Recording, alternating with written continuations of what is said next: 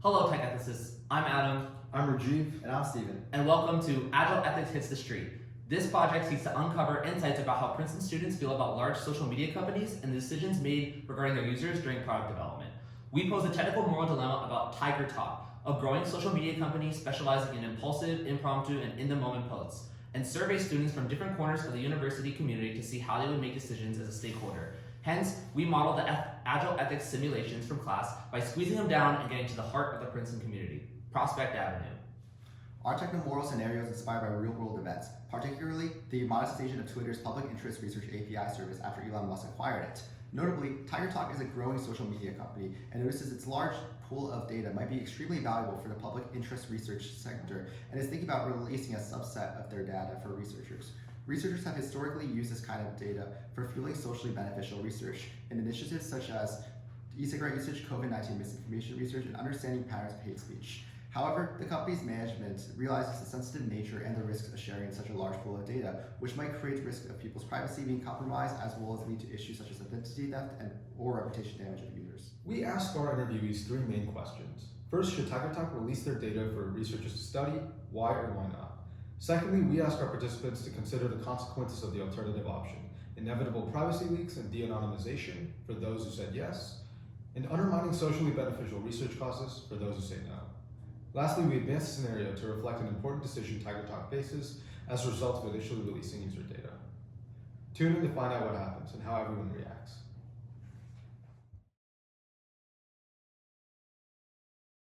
Tiger Talk, a hypothetical company, is a social media app that has a growing pool of users across the world, and their data is extremely valuable for public interest research, and their company and management is right now thinking about releasing that research for public researchers, universities, journalists, etc. These kinds of people have used this data in the past to uncover research on topics like e-cigarette use, COVID-19 misinformation, even patterns in the spread of hate speech. However, management also recognizes there's kind of sensitivities with the privacy of users' data, and there's a huge risk in exposing users' privacy or their data and risking privacy if they do follow up with this research data sharing process. Do you think Tiger Talk should release their data for research to study? Why or why not? No, and I'll tell you why. So I think it sort of boils down to maybe the research could benefit researchers, journalists, whatever. But at the same time, there's also the risk that the users would be hurt, right? And we don't know the probabilities here, so it's hard to get some sort of utilitarian expected value calculation. But I think even beyond that, the issue is that once you do this, the sort of second order effects, so the reputational damage you're going to suffer, if there is any issue at all with privacy, I think it's just going to kill the Tiger Talk as a company. And ideally, I would assume Tiger Talk is doing something good with the mission, and I think it would be best if they continued their mission of doing good instead of just sort of trying to do this one-shot, very risky, very high value maneuver that could also backfire spectacularly on them. If it was never stated in some sort of fine print anywhere that they will sell the user's data, it would be an infringement of their rights. The user concerns are slightly more important. So I'd say if this does end up getting released, it'd be very important to make that clear to the users. And as long as the users know that their data is being used, even if it's some sort of terms of agreement, then I think it's completely fine because the pros and the benefits are very clear. But I would just make sure that the users are aware that their data is being released.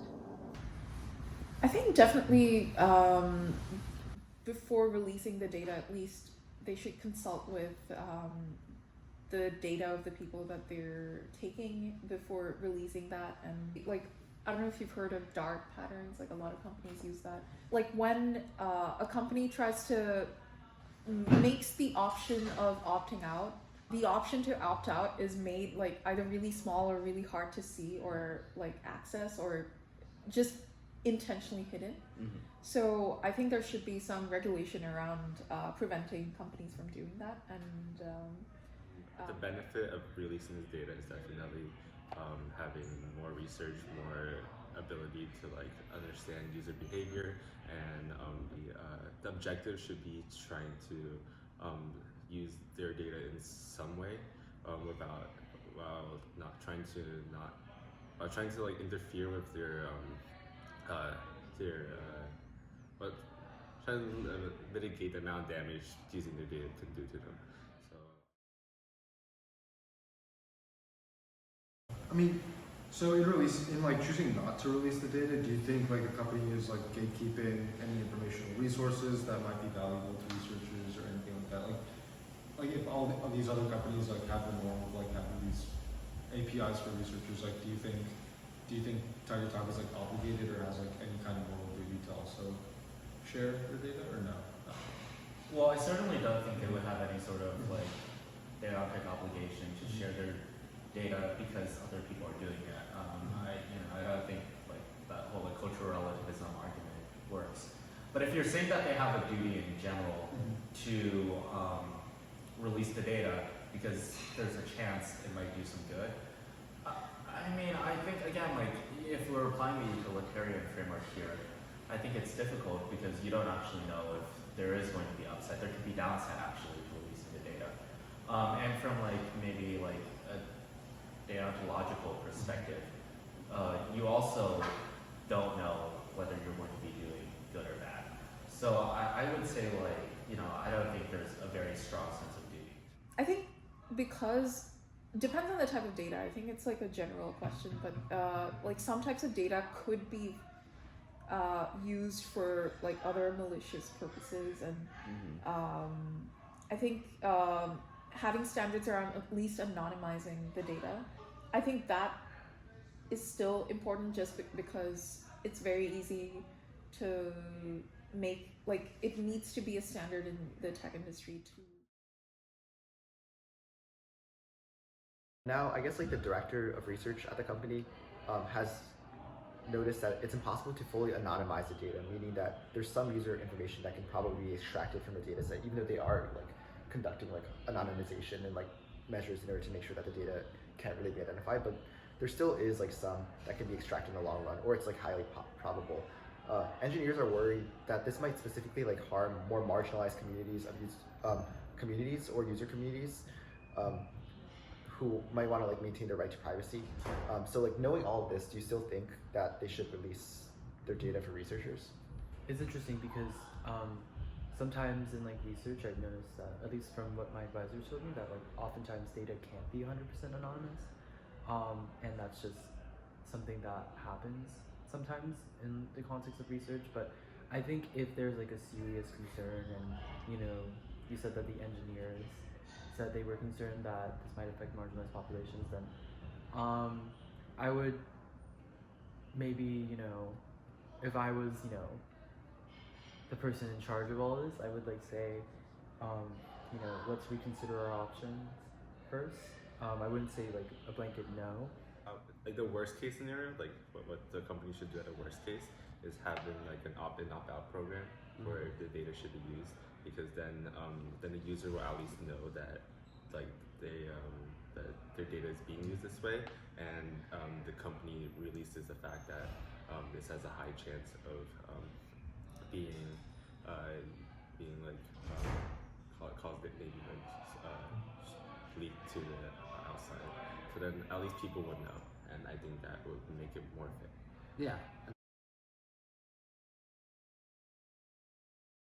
So after several and serious deliberations, the company decides to release a product, that their platform of data in order for researchers, and it's on a free to charge like open access platform.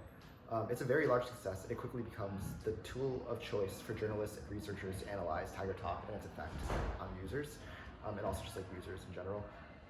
However, after 6 months, an economic recession hits the country, and advertiser revenue on Tiger Talk dips. As a result, Tiger Talk can choose between two options.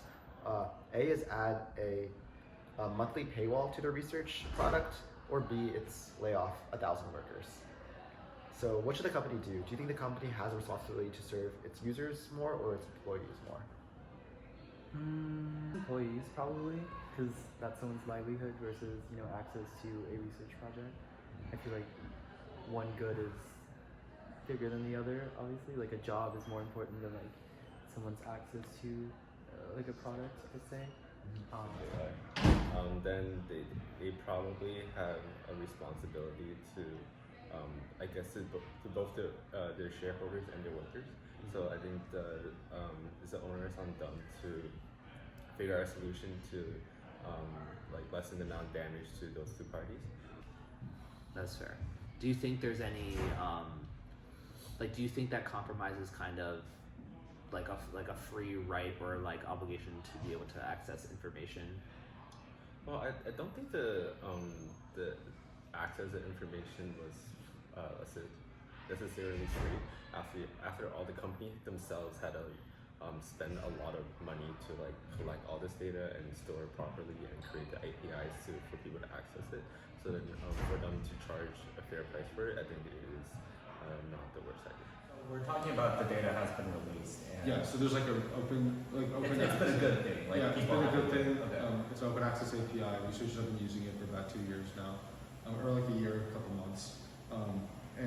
But now they have to decide between adding a paywall to kind of. I would lay people off. You lay people off. Yeah. Why would you lay people off? Well, I just see lots of upside in the fact that the journalists are still going through this data, and I think you don't know like what new facts there are, and by sort of putting a paywall on it, you're going to hinder a lot of progress that can be made. I just don't see why the company has special moral obligations toward its employees. It might have legal obligations in the fact that it needs to pay severance or whatever, but ultimately, like, I don't really see the case that there's a moral obligation to try to, prioritize your employees over the public good. And in fact, that actually seems immoral to me. Welcome to the analysis portion of our video. We're going to synthesize the interviewee responses and apply some of the ethical theories from class to seek answers to the questions we asked them. We felt our ethical prompting was a great match for deontology and utilitarianism for analysis, especially for questions 1 and 2. For deontology, participants discussed their thinking about the company-user relationship and the right to privacy. For utilitarianism, we essentially steered our interviewees to think about the benefits of having a research platform and the possible good or bad outcomes it can create. We will also dive into care ethics as a conduit for thinking about the company-employee relationship in question 3. In terms of commonalities, it became pretty clear that all participants expressed user consent concerns at the forefront of their thought processes, particularly valuing the data privacy issue. We think this is a result of the survey design, as most of the participants actively participate on platforms like Tiger Talk. For question 3, only one student actually said the tech workers should be laid off. More on that soon. A theme that emerged is that a lot of people evaluated this ethical dilemma through the lens of utilitarianism, which is this ethical theory that categorizes what is morally right based on what grants the greatest good to the greatest amount of people. We observed people mention that there is this clear value trade-off between the good generated by researchers having access to this data set and be able to study these large-scale, potentially socially impactful trends that they weren't able to previously, versus the negative impact of users potentially having their privacy violated. Kevin says that our objective should therefore be to figure out how to use this data in such a way that we also mitigate the negative impact that this data has on the users.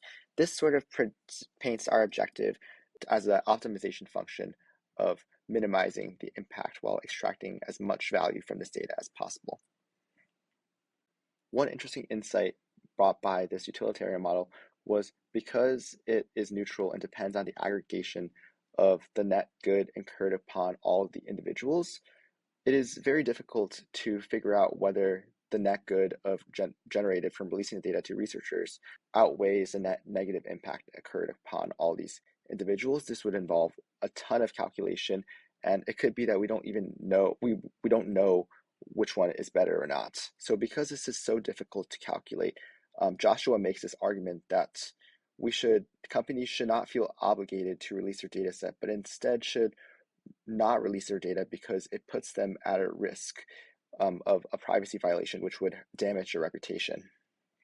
He argues that the greatest value would be to play it safe so that they, as a company that supposedly cares about making ethical decisions, can do more good in the world, which would result in the greatest net utility.